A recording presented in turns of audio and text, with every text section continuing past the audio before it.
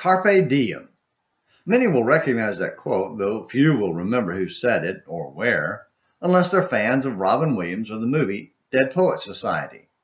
In the movie, Williams was a teacher seeking to inspire his students with a love of poetry and gave a moving speech about the importance of grabbing the moment.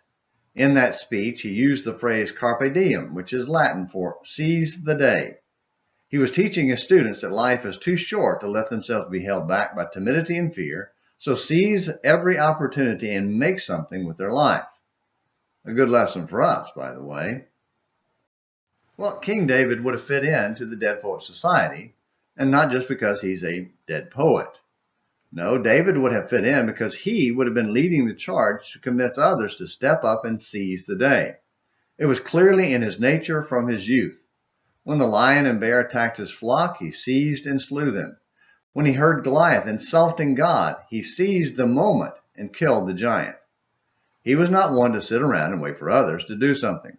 Rather, he was the kind to step up and seize the day.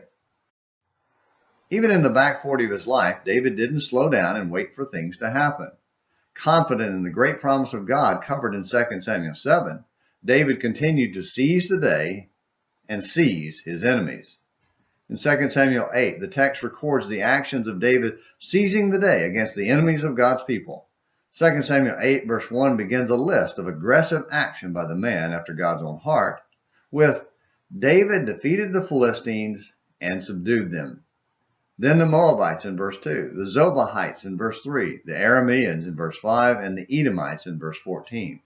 He was successful in defeating the nations who had been oppressing Israel because he was trusting in God and not himself. Twice the text tells us the Lord gave victory to David wherever he went. 2 Samuel 8 verses 6 and 14. Even in victory, David continued to seize the day, as the text added, David administered justice and righteousness for all the people. 1,000 years later, God sent his son Jesus to seize the day and overcome the nations and thwart their attempts to stop God's plan, Psalm 2. He was with Jesus and through him conquered the greatest enemy of all, Satan.